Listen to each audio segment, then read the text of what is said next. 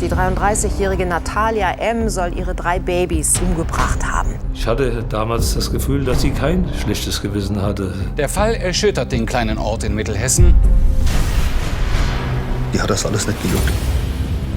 Kriminologen vermuten schon länger, dass nicht alle Kinder einfach gestorben sind.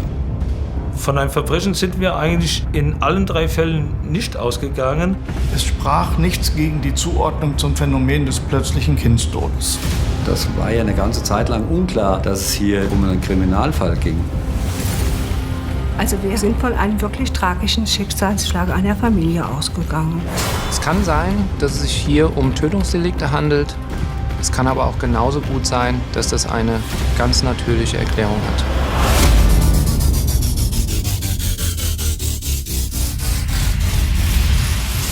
Dass Fremdeinwirkung vorliegt, war für uns nicht vorstellbar.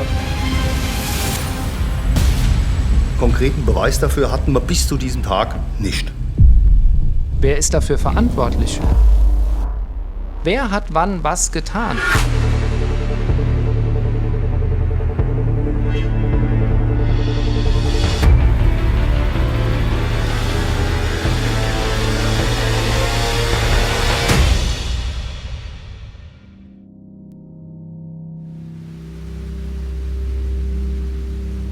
Vilma in Mittelhessen.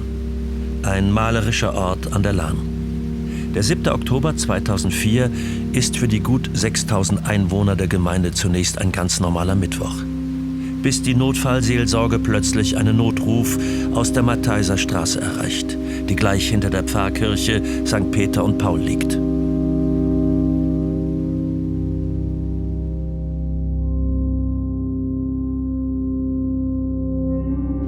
Sofort macht sich im 13 Kilometer entfernten Weselig die ehrenamtliche Notfallseelsorgerin Hedi Seer mit einer Kollegin auf den Weg nach Vilma.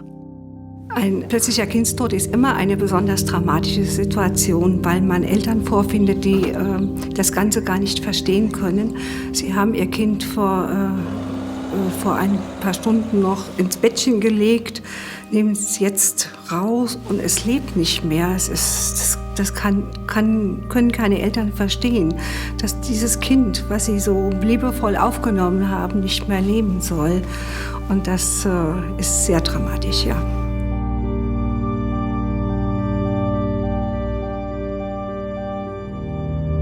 Man weiß nicht, was einen erwartet, ja. Und das sieht man immer erst, wenn man die Familie antrifft. Was erwartet einen? Und dann muss man schauen, wie man dann dem Betroffenen zur Seite stehen kann. In der Matheiser Straße ist es gegen 11:16 Uhr zu einem tragischen Zwischenfall gekommen. Ein 2 Wochen alter Säugling atmet nicht mehr. Der herbeigerufene Notarzt kann nur noch den Tod feststellen.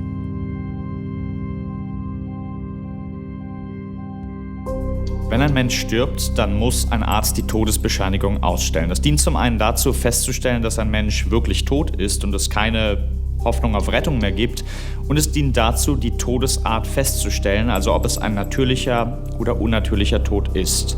Wenn die Todesart unklar ist oder es Hinweise auf Fremdverschulden gibt oder es andere verdächtige oder meldepflichtige Umstände gibt, dann kann der Arzt mit einem einzelnen Kreuz die Polizei und die Staatsanwaltschaft benachrichtigen und damit Ermittlungen auslösen. Das heißt, der Arzt entscheidet mit einem winzigen Kreuz, ob es Ermittlungen geben wird oder nicht.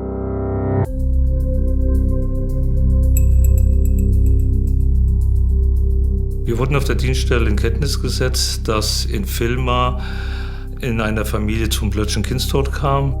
Ich bin mit 2 Kollegen damals nach Vilma gefahren. Wir haben damals die Wohnung betreten und uns hat der Notarzt und die Sanitäter empfangen. Die haben uns den ersten Hinweis zu den Maßnahmen mitgeteilt. Der Notarzt teilte uns damals vor Ort mit, dass er Wiederbelebungsversuche durchgeführt habe, aber keine messbaren Werte feststellen konnte. Hat uns schon den Totenschein damals vorgelegt, wo er drin attestiert hatte, dass ein ungeklärter Todesfall vorliegt. Möglicherweise nahm er an, dass das Baby, das war damals 2 Wochen alt, durch diesen plötzlichen Kindstod verstorben ist. Plötzlicher Kindstod. Ein Phänomen, das Rätsel aufgibt.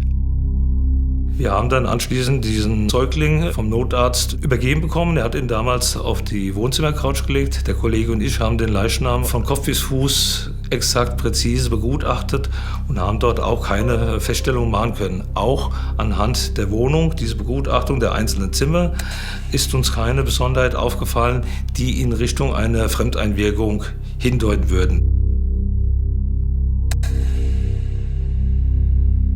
Mein Eindruck war, es war eine sehr ordentlich aufgeräumte Wohnung. Es war alles so, wie man sich das vorstellt bei einem Säugling, der 2 Wochen alt ist. Kriminalhauptkommissar Rashid Baruch sieht keinen Grund, an ein Verbrechen zu denken.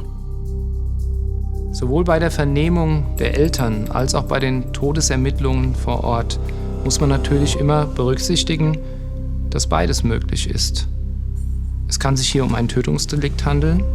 Es kann sich aber auch um eine natürliche Todesursache handeln. Deswegen stehen Sie immer in dem Spannungsfeld, haben Sie hier ausschließlich trauernde Eltern vor sich, die etwas ganz Tragisches erlitten haben, oder haben Sie potenzielle Mörder vor sich?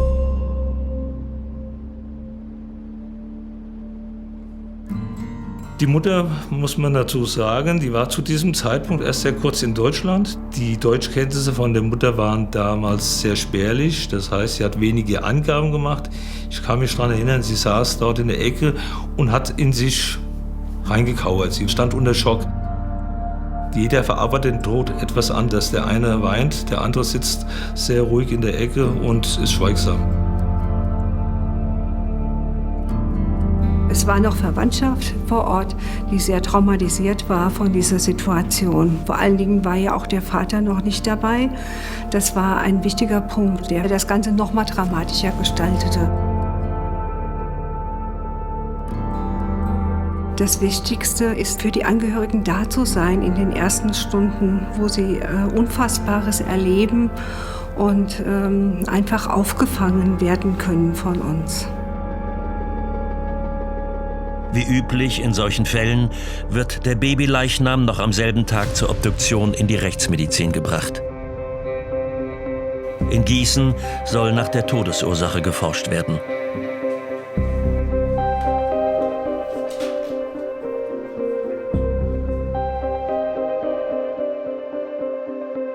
Grundsätzlich ist der plötzliche Kindstod immer eine Sache für die Rechtsmedizin, weil man ja nicht weiß, ob sich dahinter ein Tötungsdelikt versteckt. Wir kennen natürlich andere Todesursachen mit Gewalteinwirkung oder auch mit Vorerkrankungen, die aber im Regelfall auch dann immer nachweisbar sind. Also entweder das tödliche Schütteltrauma beim Säugling oder angeborene Erkrankungen am Herzen, an der Lunge. Das sind Dinge, die wir aber bei der Obduktion dann regelmäßig sehen.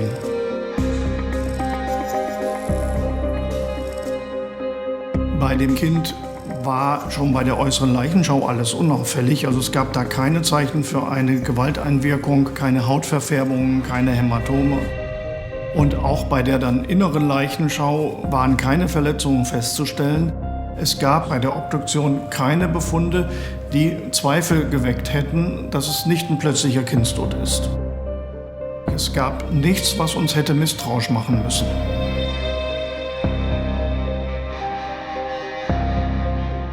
Für mich stand das Ergebnis, so wie der Mediziner und ich auch am Tatort das festgestellt haben, auch die Rechtsmedizin das untermauerte, dass hier ein plötzlicher Kindstod als Todesursache festgestellt worden ist. Und dementsprechend wurde Katharina dann beerdigt und das Verfahren eingestellt. Es gab also weder in den Begleitumständen noch im Profil noch am Leichnam einen Anfangsverdacht, der weitere Ermittlungen gerechtfertigt hätte. Es gab aber eine ganze Reihe von Argumenten, die dafür gesprochen haben, dies ist eine Mutter, die gerade ihr Kind verloren hat.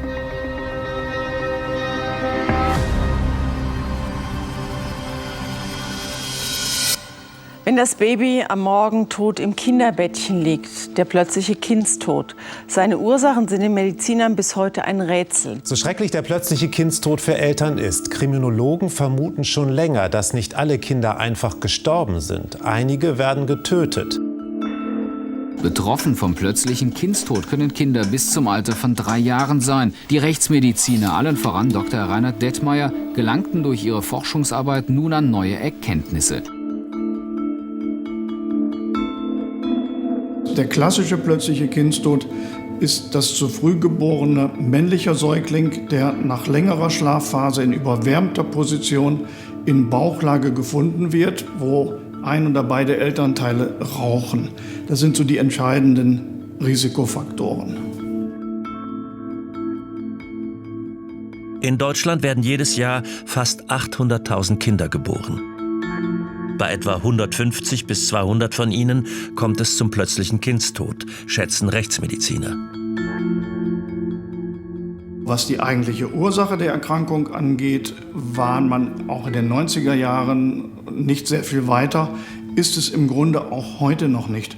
Es herrscht Einigkeit, dass eine ganze Reihe von Ursachen in Betracht kommen. Dazu zählen angeborene Herzmuskelerkrankungen, die zum Teil schwer zu erkennen sind. Dazu zählen aber auch Entzündungen. Die Ursachen, über die wird ja spekuliert, weil wir sie gerade nicht kennen. Und da gibt es an die 100 verschiedene Hypothesen. Nach den Studien, die wir gemacht haben, kann man sagen, dass der Anteil an virusbedingten Herzmuskelentzündungen wohl irgendwo im Bereich um 15% liegt. Wir kennen Fälle, wo angebliche plötzliche Kindstodsereignisse sich als Tötungsdelikt herausgestellt haben. Wenn man die auswertet, kommt man auf eine Quote irgendwo zwischen 5 und 10%, wo es tatsächlich Tötungsdelikte sind und es war kein plötzlicher Kindstod. Werden also jedes Jahr 10 bis 20 Babys in Deutschland von ihren Müttern getötet, ohne dass das jemand bemerkt? 2 Jahre später bekommt die Mutter erneut ein Baby. Am 27.06.2006 wird Daniel in Limburg im St. Vinzenz Krankenhaus geboren. Alles verläuft völlig normal. Die Vorsorgeuntersuchung U3 findet in der Praxis von Kinderarzt Dr. Jung statt.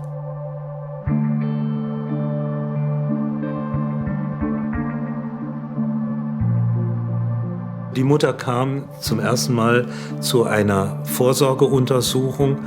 Wenn natürlich schon mal ein Fall mit plötzlichem Kindstod in der Familie war, ist man dann besonders sensibilisiert.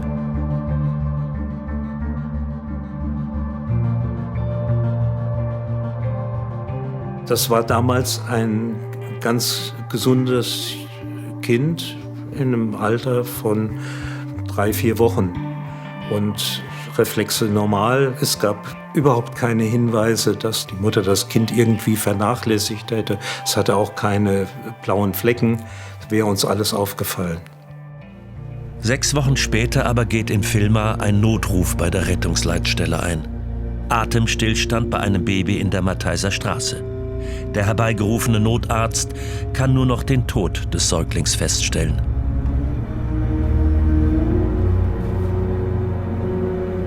Am Nachmittag wurde die Polizei verständigt, dass in Villmar ein 6 Wochen alter Junge zu Tode gekommen sei. Und es wurde sofort gesagt, dass es sich um die gleiche Familie gehandelt hat, die bereits zuvor schon einen Kindstod in der Familie tragisch miterleben mussten. Und 2 plötzliche Kindstode in einer Familie doch statistisch gesehen relativ unwahrscheinlich sind. Vor Ort hat dann die Polizei die Todesermittlungen übernommen, hat eine Leichenschau durchgeführt, hat sich die Wohnverhältnisse angeschaut, konnte nichts Auffälliges feststellen. Zum Zeitpunkt des Todes ist die Mutter mit ihrem Baby alleine in der Wohnung.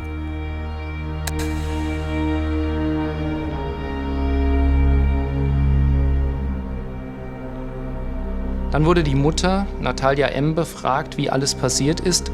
Sie hat gesagt, sie hat mittags Daniel gefüttert, hat ihn dann in sein Bett zum Schlafen gelegt, habe sich dann mit anderen Dingen beschäftigt und habe geschaut, ob es ihm gut geht, ob er schläft.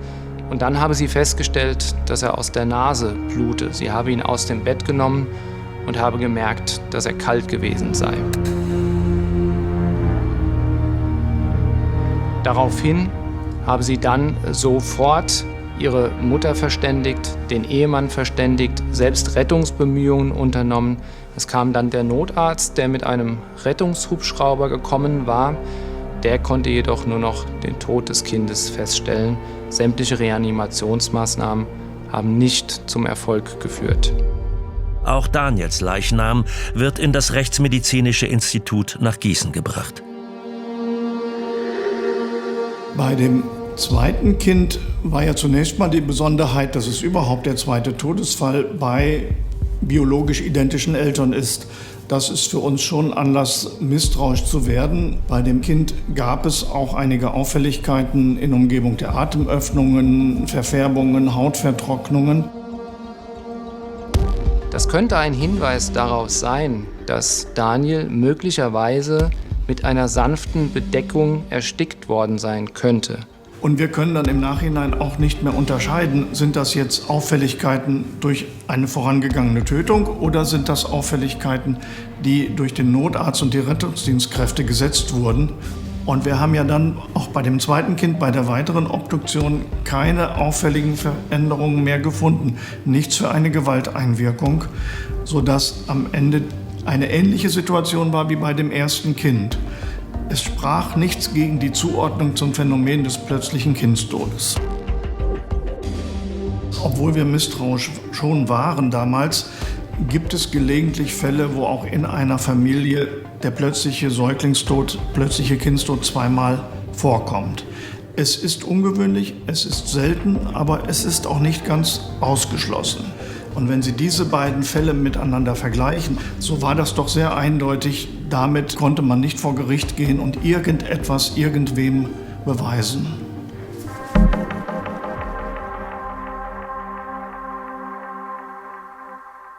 Die Kriminalpolizei in Limburg ist zwar inzwischen misstrauisch, kann aber in der Wohnung keine Hinweise auf eine Gewalttat finden.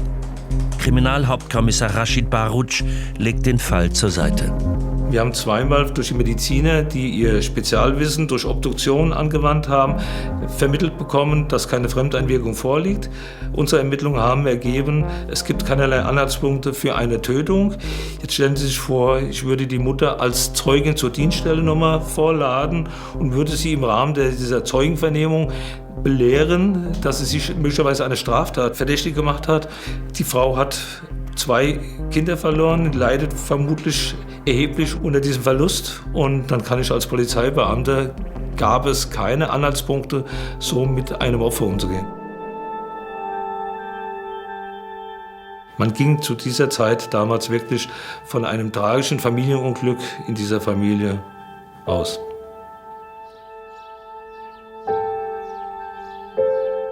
Der Tod von Katharina und Daniel löst in dem kleinen Ort Villmar, 10 Kilometer östlich von Limburg, große Betroffenheit aus.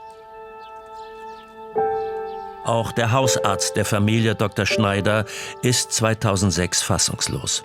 In so einem kleinen Ort spricht sich ja sowas sofort rum. Jeder hat Anteilnahme gezeigt, jeder war betroffen. Jeder glaubte natürlich, was für ein Riesenpech die Familie hatte, dass jetzt die Kinder schon zum wiederholten Male quasi wegsterben, ja, und also hier an irgendein Verbrechen oder so hat kein Mensch gedacht. Irgendwie taten die mir leid, ja, ganz klar.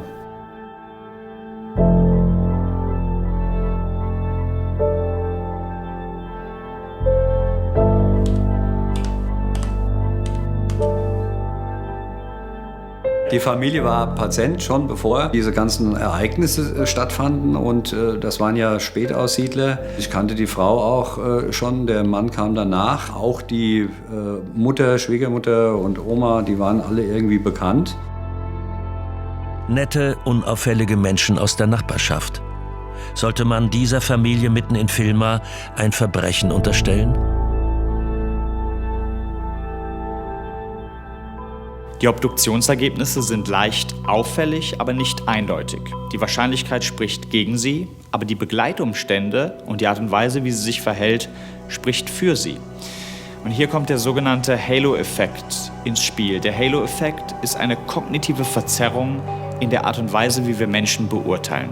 Wenn zum Beispiel ein Mensch sympathisch ist, haben wir arge Schwierigkeiten in diesen Menschen, das Böse zu sehen. Denn diese eine Eigenschaft, die Sympathie, strahlt so sehr aus, dass es alles andere überdeckt. Und ja, auch die Trauer, eine trauernde Mutter zu sehen, kann ein solcher Halo-Effekt sein.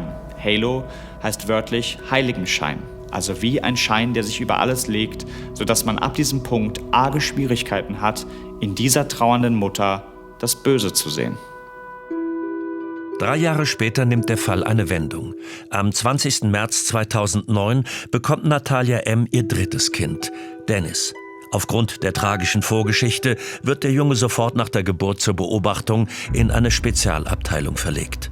4 Wochen später sieht Kinderarzt Dr. Jung den Kleinen zum ersten Mal. Als die Mutter mit dem 3. Kind kam und es bekannt wurde, dass das 2. Kind eben am plötzlichen Kindstod verstorben war, wurde sie natürlich intensiver beraten, was den plötzlichen Kindstod betrifft. Und es wurde in dem speziellen Fall auch eine Apnoe-Matratze verordnet, die die Mutter anwenden sollte. Eine Apnoe-Matratze nimmt die regelmäßige Atmung des Kindes auf, und wenn die nicht stattfindet, zum Beispiel auch durch einen Atemaussetzer oder sowas, dann gibt sie einen ganz schrillen Alarm. Zusätzlich zeigt Dr. Jung den Eltern für den Notfall, wie ein Säugling reanimiert werden kann.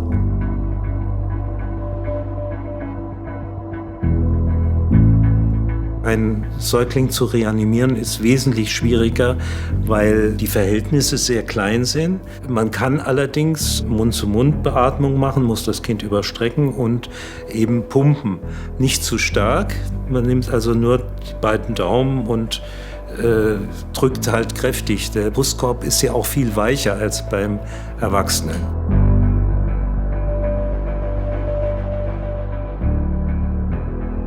Die Mutter war schon betroffen von dem Tod ihres 2. Kindes und war sehr bemüht, über diese Informationen zu bekommen, wie man es vermeiden könnte. Der Vater wirkte sehr ängstlich, was die kindliche Gesundheit betraf. Aus Sorge, Dennis könne etwas passieren, schläft der Vater von Anfang an mit seinem Baby in einem Zimmer. Alles scheint gut zu gehen. Mit knapp 3 Monaten kommt das Kind zur Vorsorgeuntersuchung U4 erneut zum Kinderarzt. Als das Kind zur U4 kam, konnte man keine Gefahr oder keine Problematik der Familie erkennen, keine blauen Flecken, keine Misshandlungszeichen oder sowas. Und es wirkte auch ganz normal. Ein Kind, das 3, 4 Monate alt ist, hat wesentlich bessere Chancen, weiterzuleben.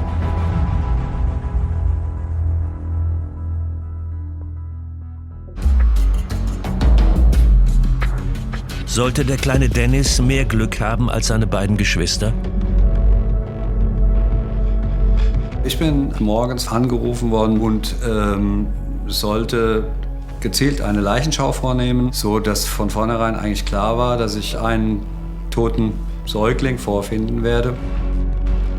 Die Adresse kennt Dr. Schneider gut. Die Mattheiser Straße, gleich um die Ecke. Also ich kam da rein, es war einfach Totenstille. Und die Mutter saß alleine auf einem Stuhl da. Da gab es also jetzt, keiner hat sie jetzt in den Arm genommen oder so. Sie saß alleine auf dem Stuhl, hat vor sich auf den Boden geguckt. Unbewegte Miene. Und der Mann saß ein Stück weiter weg auf dem Stuhl. Der war richtig sauer und der war richtig wütend. Ich konnte das nicht einordnen zu dem Zeitpunkt. Es war sehr befremdlich, dass die Mutter völlig still vor sich hingeguckt hat, kein Wort gesagt hat. Zumal ich wusste, dass nach dem Tod des ersten Säuglings die Mutter ja sehr auch gelitten hat. Und hier war also gar nichts. Sie hat mich nicht angeguckt, sie hat vor sich auf den Boden geguckt, sie hat nicht reagiert. Nichts gesagt, einfach still gesessen. Das war mehr als komisch. Ich kann das nicht anders sagen. Ganz befremdliche Situation. Bis auf den wütenden Ehemann gab es keine Gefühlsregung in der ganzen Trauergesellschaft. Das war kafkaesk, ja. So würde ich das sagen.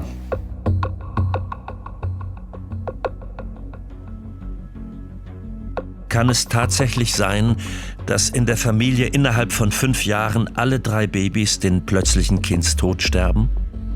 Auch diesmal wird die Notfallseelsorge in Beselich alarmiert.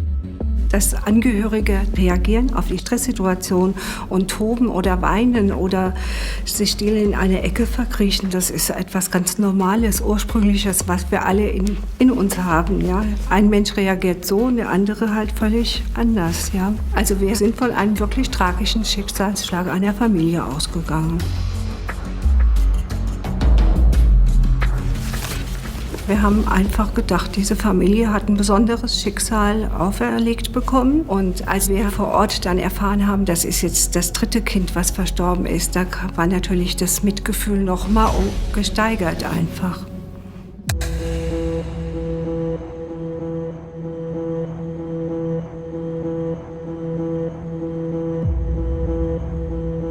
Der tote Säugling war schon so verpackt in so einem Deckchen und lag schon so ein bisschen drapiert eigentlich da auf dem Bett. So. War aber schon deutlich, hatte deutliche Zeichen, sichere Todeszeichen gehabt. Hier gab es Leichenflecken, es war eine Leichenstarre ausgeprägt. Und der Säugling wurde ja vorher reanimiert von der Notärztin. Da waren deutliche Veränderungen. Es gab also Spuren, dass da vorher venöse Zugänge gelegt worden sind und dass der auch ordentlich bewegt wurde. Das ist natürlich, hinterlässt ja Spuren dann auch. Da ich ja wusste, dass hier der Kinderarzt mitbehandelnd ist, der Dr. Jung, aus Bad Camberg. Habe also da angerufen, habe ihn direkt gefragt.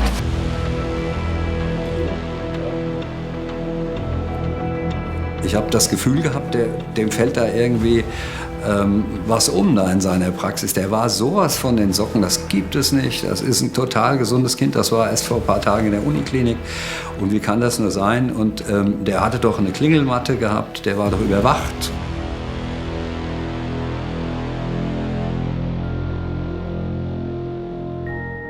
Also wir waren sehr schockiert. Es ist keine schöne Sache, wenn man ein Kind heranwachsen sieht und erwartet und betreut und will ja eigentlich als Kinderarzt alles für die Gesundheit des Kindes tun. Und in dieser speziellen Situation natürlich hat man auch noch ein bisschen mehr geleistet. Da ist man schon... Also ich finde, es ist ein dramatisches Ereignis. Und auch beim 3. Fall sind die Begleitumstände unauffällig. Aber dieses Mal fängt die Statistik oder die Wahrscheinlichkeit an, fast selbst zu einem Beweis oder mindestens zu einem Indiz zu werden. Die Wahrscheinlichkeit für einen plötzlichen Kindstod liegt bei 0,02%. Das entspricht ungefähr der Wahrscheinlichkeit, bei einem Münzwurf 12 Mal hintereinander Kopf zu werfen.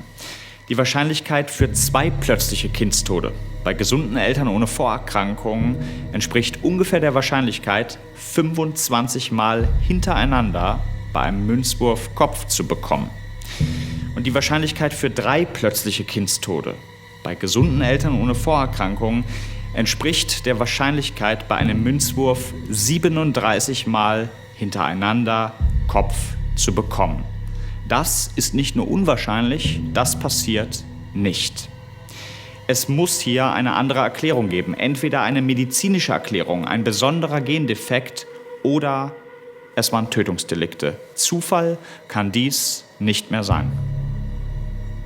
Nach der Information durch den Dr. Jung habe ich dann die 110 angerufen, ja, weil das keine natürliche Todesursache war in meinen Augen. Ich wurde sowas von schnell vermittelt, bekam einen Kripo-Beamten ans Telefon. Der war sofort informiert. Wo sind Sie? Welche Familie? Da und da. Wir kommen.